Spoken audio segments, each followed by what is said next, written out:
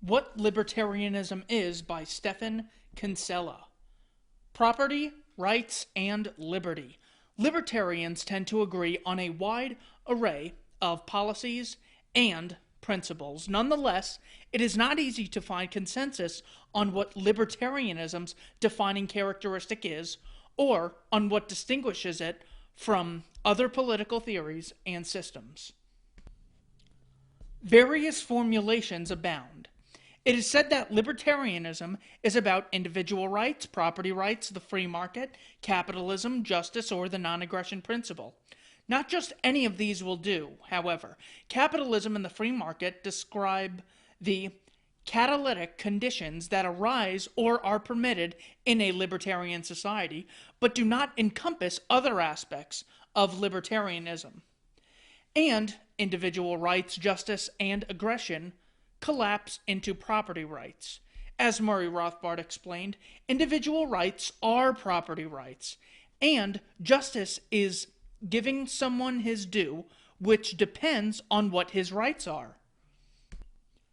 The non-aggression principle is also dependent on property rights, since what aggression is depends on what your property rights are. If you hit me, it is aggression, because I have a property right in my body. If I take from you the apple you possess, this is trespass. Aggression only because you own the apple. One cannot identify an act of aggression without implicitly assigning a corresponding property right to the victim. So capitalism and the free market are too narrow, and justice, individual rights, and aggression all boil down to, or are defined in terms of property rights. What of property rights then? What is it that differentiates libertarianism from other political philosophies? That we favor property rights and others do not? Surely such a claim is untenable. After all, a property right is simply the exclusive right to control a scarce resource. Property rights specify which persons own, that is, have the right to control, various scarce resources in a given region or jurisdiction. Yet, everyone and every political theory advance some theory of property. None of the various forms of social deny property rights. Each version will specify an owner for every scarce resource. If the state nationalizes an industry, it is asserting ownership of these means of production. If the state taxes you, it is implicitly asserting ownership of the funds taken. If my land is transferred to a private developer by eminent domain statutes, the developer is now the owner. If the law allows a recipient of racial discrimination to sue his employer for a sum of money, then he is the owner of the money. Protection of and respect for property rights is thus not unique to libertarianism. What is distinctive about libertarianism is its particular property assignment rules. It views concerning who is the owner of each contestable resource and how to determine this. Property in bodies. A system of property rights assigns a particular owner to every scarce resource. These resources obviously include natural resources such as land, fruits of trees, and so on. Objects found in nature are not only the scarce resources, however. Each human actor has, controls, and is identified and associated with a unique human body, which is also a scarce resource. Both human bodies and non-human scarce resources are desired for use as means by actors in the pursuit of various goals. Accordingly, any political theory or system must assign ownership rights in human bodies as well as in external things. Let us consider first the libertarian property assignment rules with respect to human bodies and the corresponding notion of aggression as it pertains to bodies. Libertarians often vigorously assert the non-aggression principle. Ayn Rand said, "So long as men desire to live together, no man may initiate Do you hear me? No man may start the use of physical force against others. Or, as Murray Rothbard put it, the libertarian creed rests upon one central axiom that no man or group of man may aggress against the person or property of anyone else. This may be called the non-aggression axiom. Aggression is defined as the initiation of the use or threat of physical violence against the person or property of anyone else. Aggression is therefore synonymous with invasion. In other words, libertarians maintain that the only way to violate rights is by initiating force, that is, by committing aggression. Libertarianism also holds that while the initiation of force against another person's body is impermissible, force used in response to aggression, such as defensive, restitutive, or retaliatory, punitive force, is justified.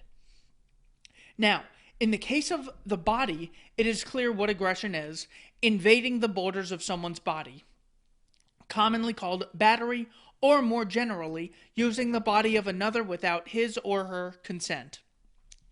The very notion of interpersonal aggression presupposes property rights in bodies, more particularly that each person is, at least prima facie, the owner of his own body.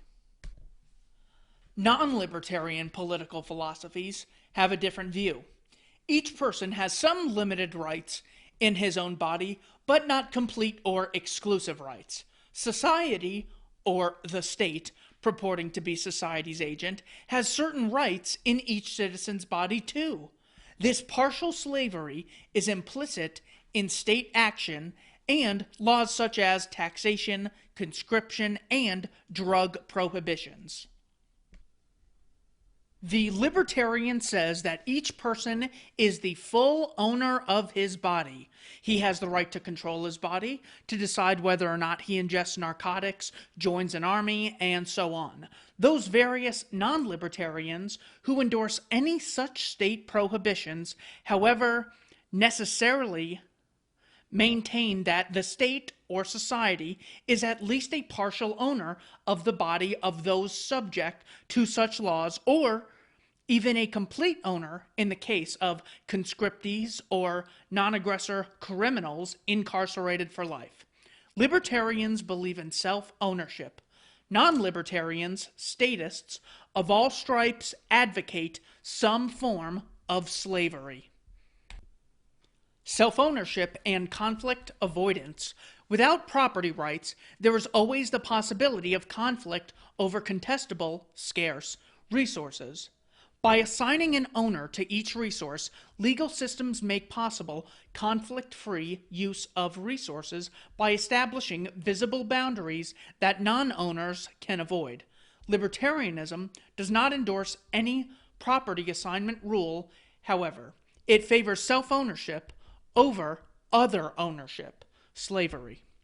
The libertarian seeks property assignment rules because he values or accepts various grund norms, such as justice, peace, prosperity, cooperation, conflict avoidance, and civilization.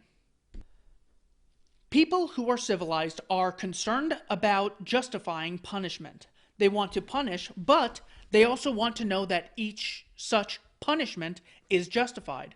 They want to legitimately be able to punish. Theories of punishment are concerned with justifying punishment, with offering decent men who are reluctant to act immorally a reason why they may punish others. This is useful, of course, for offering moral men guidance and assurance that they may properly deal with those who seek to harm them. The libertarian view is that self-ownership is the only property assignment rule compatible with these grundnorms. It is implied by them. As Professor Hoppe has shown, the assignment of ownership to a given resource must not be random, arbitrary, particularistic, or biased, if it is actually to be a property norm that can serve the function of conflict avoidance. Property title has to be assigned to one of competing claimants based on the existence of an objective, intersubjectively ascertainable link between the owner and the resource claimed. In the case of one's own body, it is the unique relationship between a person and his body, his direct and immediate control over his body, and the fact that, at least in some sense, a body is a given person and vice versa. That constitutes the objective link sufficient to give that person a claim to his body, superior to typical third-party claimants. Moreover, any outsider who claims another's body cannot deny this objective link and its special status, since the outsider also necessarily presupposes this in his own case. This is so because in seeking domination over the other and in asserting ownership over the other's body, he has to presuppose his own ownership of his body. In doing so, the outsider demonstrates that he does place a certain significance on this link, even as, at the same time, he disregards the significance of the other's link to his own body. Libertarianism recognizes that only the self-ownership rule is universalizable and compatible with the goals of peace, cooperation, and conflict avoidance. We recognize that each person is prima facie the owner of his own body because, by virtue of his unique link and connection with his own body, his direct and immediate control over it, he has a better claim to it than anyone else. Property in external things. Libertarians apply similar reasoning in the case of other scarce resources, namely external objects in the world that, unlike bodies, were at one point unowned. In the case of bodies, the idea of aggression being impermissible immediately implies self-ownership. In the case of external objects, however, we must identify who the owner is before we can determine what constitutes aggression. As in the case with bodies, humans need to be able to use external objects as a means to achieve various ends. Because these things are scarce, there is also the potential for conflict. And, as in the case with bodies, libertarians favor assigning property rights so as to permit the peaceful, conflict-free, productive use of such resources. Thus, as in the case with bodies, property is assigned to a person with the best claim or link to a given scarce resource, with the best claim standard based on the goals of permitting peaceful, conflict-free human interaction and use of resources.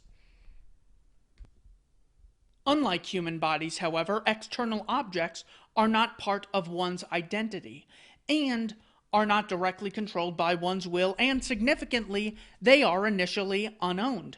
Here the libertarian realizes that the relevant objective link is appropriation, the transformation or embordering of a previously unowned resource. Lockean homesteading, the first use or possession of the thing. Under this approach, the first prior user of a previously unknown thing has a prima facie better claim than a second, later, claimant, solely by virtue of his being earlier. Why is appropriation the relevant link for determination of ownership? First, keep in mind that the question with respect to such scarce resource is, who is the resource's owner? Recall that ownership is the right to control, use, or possess, while possession is actual control. The factual authority that a person exercises over a corporeal thing. The question is not who has physical possession, it is who has ownership. Thus, asking who is the owner of a resource presupposes a distinction between ownership and possession, between the right to control and actual control. And the answer has to take into account the nature of previously unowned things, namely that they must at some point become owned by a first owner.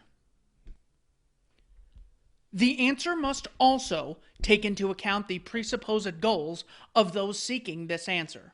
rules that permit conflict-free use of resources. For this reason, the answer cannot be whoever has the resource or whoever is able to take it as owner. To hold such a view is to adapt a might makes right system where ownership collapses into possession for want of a distinction. Such a system, far from avoiding conflict, makes conflicts inevitable. Instead of a might makes right approach, from the insights noted above, it is obvious that ownership presupposes the prior-later distinction. Whoever any given system specifies as the owner of a resource, he has a better claim than latecomers. If he does not, then he is not an owner, but merely the current user or possessor. If he is supposed an owner on the might makes right principle, in which there is no such thing as ownership, it contradicts the presuppositions of the inquiry itself.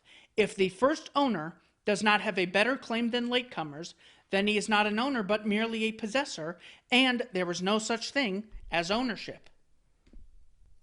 More generally, latecomers' claims are inferior to those of prior possessors or claimants who either homestead the resource or who can trace their title back to the homesteader or earlier owner.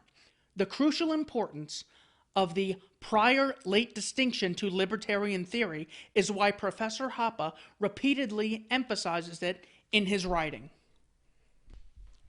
Thus, the libertarian position on property rights is that in order to permit conflict-free, productive use of scarce resources, property titles to particular resources are assigned to particular owners.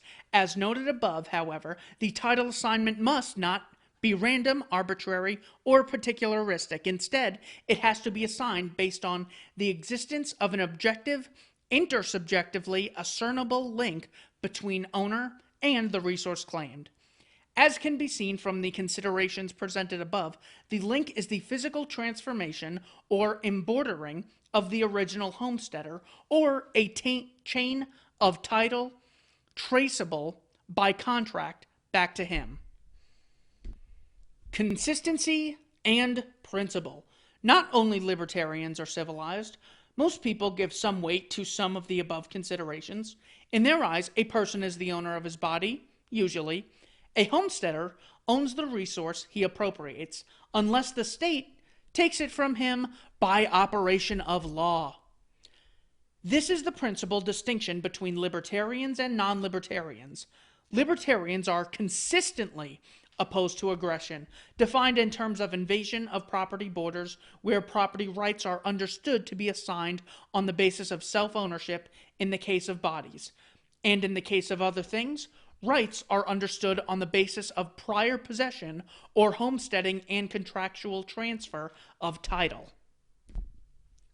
This framework for rights is motivated by the libertarians' consistent and principled valuing of peaceful interaction and cooperation, in short, of civilized behavior. A parallel to the Misesian view of human action may be illuminating here. According to Mises, human action is aimed at alleviating some felt uneasiness. Thus, means are employed, according to the actor's understanding of causal laws, to achieve various ends, ultimately the removal of uneasiness. Civilized man feels uneasy at the prospect of violent struggles with others. On one hand, he wants, for some practical reason, to control a given scarce resource and to use violence against any other person if necessary to achieve this control. On the other hand, he also wants to avoid a wrongful use of force. Civilized man, for some reason, feels reluctance, uneasiness at the prospect of violent interaction with his fellow man. Perhaps he has reluctance to violently clash with others over certain objects because he has empathy with them. Perhaps the instinct to cooperate is a result of social evolution. As Mises noted, there are people whose only aim is to improve their condition of their own ego. There are other people with whom awareness of the troubles of their fellow man causes as much uneasiness as, or even more uneasiness, than their own wants. Whatever the reason, because of this uneasiness, when there is the potential for violent conflict, the civilized man seeks justification for the forceful control of a scarce resources that he desires, but which some other person opposes. Empathy, or whatever spurs man to adopt the libertarian ground norms, gives rise to a certain form of uneasiness, which gives rise to ethical action. Civilized man may be defined as he who seeks justification for the use of interpersonal violence. When the inevitable need to engage in violence arises for defense of life or property, civilized man seeks justification. Naturally, since his justification seeking is done by people who are inclined to reason and peace, justification is, after all, a peaceful activity that necessarily takes place during discourse. That they seek are rules that are fair, potentially acceptable to all, grounded in the nature of things, and universalizable, and which permit conflict-free use of resources. Libertarian property rights principles emerge as the only candidate that satisfies these criteria. Thus, if civilized man is he who seeks justification for the use of violence, then libertarian is he who is serious about this endeavor. He has a deep principled, innate opposition to violence and an equally deep commitment to peace and cooperation. For the foregoing reasons, libertarianism may be said to be the political philosophy that consistently favors such rules aimed at promoting peace, prosperity, and cooperation. It recognizes that the only rules that satisfy the civilized ground norms are the self-ownership principle and the Lockean homesteading principle, applied as consistently as possible. And, as I have argued elsewhere, because the state necessarily commits aggression, the consistent libertarian in opposing aggression is also an anarchist.